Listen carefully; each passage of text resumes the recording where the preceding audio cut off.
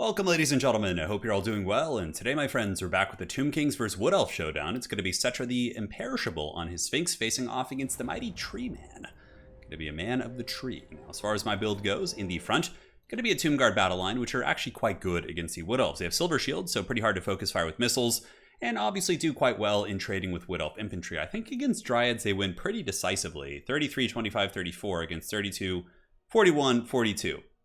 And of course, they're undead, so they're going to be staying the course and fighting the good fight. So, triple Tomb Guard in the secondary line here. We do have a couple Skeleton Spears in the back just to try and nullify cavalry pressure.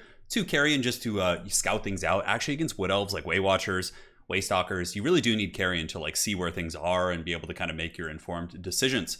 Now, I was kind of maybe expecting a really heavy rush in the front line. You know, Arrow's got some spicy builds for sure, so I wanted to throw in little Ushabti action. Ushabti are very good against most Wood Elf infantry, not against Eternal Guard, but against the classic Dryads, War Dancers, Blade Singers, things like that. Maybe not so much against Blade Singers, but they're durable and they have good stopping power. So you can kind of just put them in the front. Not that they hit hard by stopping power, I more so mean like they'll stop your opponent from advancing into the squishier parts of your army. Triple Skeleton Horseman Archers to play the skirmish game a little bit, shoot Wild Riders, chase things down, just give me utility on the battlefield, etc. I think either him or a Tomb King can be good here. In my experience, if you go with Arc in the Black, what happens is the Wood Elf players click 2 buttons and you lose the game. So they use the double, he didn't actually bring it, but the Arrows of Kurnus on either mounted or chariot characters who aren't on like a big monster, it pretty much like halves their health with 1 shot. So I didn't want to lose just to, you know, some haggard play like that. So on the flanks, more spears. We got the Eyes of the Desert as anti-cavalry, anti-large, anti-lost Sylvan Knight. So in case he came in with the ROR Sylvan Knights, I wanted to have some good magic damage here, and that's pretty much it. That's the build with 1 chariot.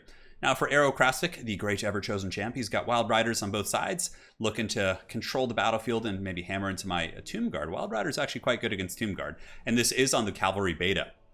So most of the replays I have going forward here will be on the Cavalry beta, but yeah, these guys can actually do a lot better than before. So it's kind of like relearning, not the game, well, I guess in a way, but relearning the meta and like getting used to seeing a lot of cavalry in builds, and I really do think it has changed things up quite a bit. So Tree Man, just going to be dropping some fat heals. Glade Riders, triple Starfire Shaft, very, very good against the Tomb King's armor, and double Waystalker to snipe my Lord the entire game. So basically, you just put the Waystalkers on the enemy Lord, and you live long, and you prosper. So Cetra does get poked there, a little bit of a blunder on my part. I did take quite a bit of fire. For some reason, I thought those were Deepwood Scouts, because they are Arrow's favorite unit. The Deepwood Scouts with the Swift Shiver Shards, so I pull back, having taken quite a bit of damage. Now here we do have some Dryads moving in. Tomb Guard will be rushing to intercept, but I would imagine that Arrow will probably just not take this engagement.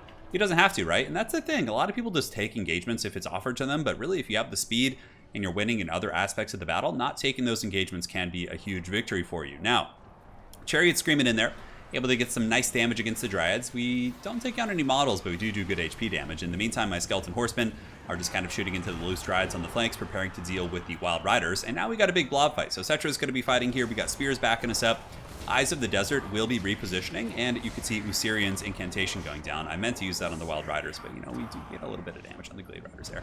But Cetra's beat up, not having the best of times. Tomb Guard out on the flanks, overextending a little bit, being rode down by cavalry. And now Cetra is going to be going in while the Eyes of the Desert start blasting into this ancient Tree Man. A lot of damage. Blessed Blade of Batra is active, and the Tree Man is going to be getting worked on by the Eyes of the Desert. You can see his health is dropping quite rapidly to that focus fire.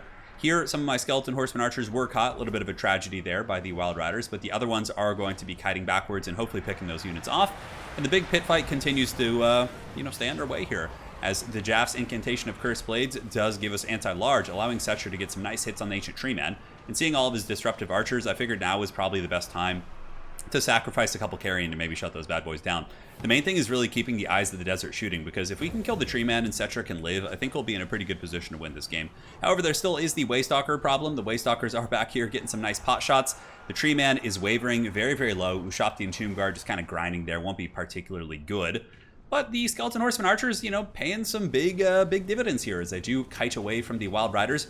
Every couple volleys they get does pick off a fair amount of models. Wild Riders are quicker, but if I continue microing and make sure to keep moving, we should be able to pick them off, and you can see they are dropping in substantial numbers there. Awakening of the Wood going down. Tree Man gets back, Cetra gets back. Both of us kind of reset the timer on the battle. Tomb Guard have been able to push through the flanks, although some Skeleton Spears are being mulched by Dryads, but we have been able to get some Tomb Guard into the Archer lines, and Glade Guard are not like Waystalkers or Deepwood Scouts that can shoot while they're running. They can shoot while they're advancing at something. So, for example, they're moving and shooting here at the Carrion, but if they are running from Tomb Guard, we're going to be potentially able to get some value. And we're just trying to chase them down however we can.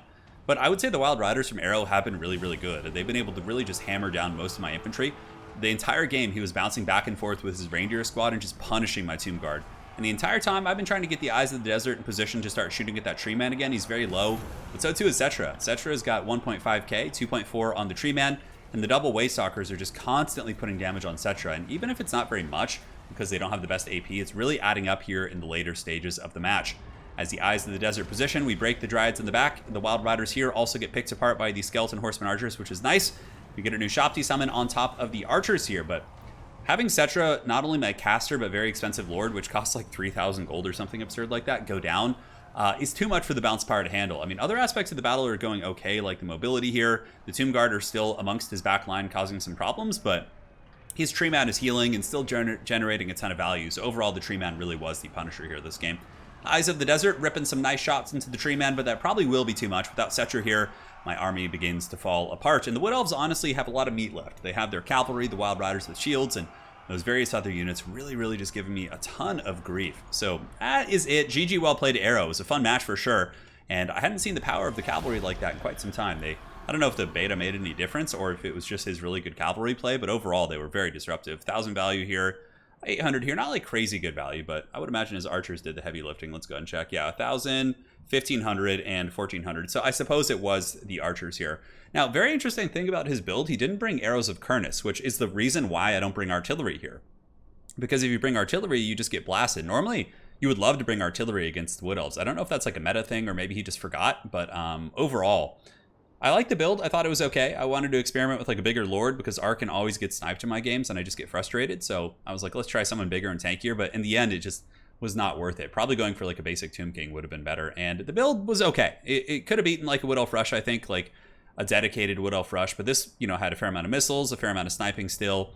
And I did struggle with the cavalry. I didn't really have much to contest the cavalry other than a couple spears. Like I didn't have horsemen. I didn't have knights, anything like that. I really needed that because he was just running rampant with his cavalry and I couldn't keep up. So GG, well played, Arrow. Now we'll go to the drawing board here real quick and I will kind of theory craft a build. Now, it's easy if I know he's not bringing Arrows of Kurnus.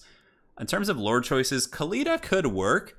I'll go with Khalida. I mean, yeah, and you get rid of these abilities, obviously. That you can keep some of them, it's fine. I mean, do you want to do her? Just like, honestly, just like a basic Tomb King might be the way to go. Because he does have this this item that gives him ward save when he's low, below 50%, which could be really good for, like, against sniping play.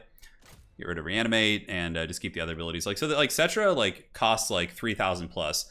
And here it allows me to get some different casters. So I think Tomb Guard are still, like, really good and difficult to deal with. I think 3 is more than enough. We probably need some Horsemen, though. So let's get some Horsemen. Let's get Skeleton Horsemen Archers to contest the mobile game. You guys saw that they were pretty good here. Could go for Ushapti Great Bows. Like, the ROR Ushapti Great Bows might be really good against Wild Riders. Like, if you want to play that defensive style and not chase them, if you have, like, 2 Great Bows blasting them. The Glade Guard can get in there and punish them, though. That's the only thing I'm a little bit concerned about. But I feel like the double Great Bows just pounding Wild Riders the entire time is going to be pretty good. Do we want to go with a Casket? Casket gets Arrow of Kurnus pretty good, but with good blocking, I mean, the Casket in theory is, like, counters the Glade Guard units, right? So we'll get a couple spears, like so. We got a couple Nehekar Horsemen now to actually, like, serve as appropriate roadblocks. We do need a caster, though, as well, and we got the Tomb King. So maybe we just go, like, a little bit less on the infantry quality. Something like this. We can cut you. And now we need a caster. Death probably is, like, just consistently good.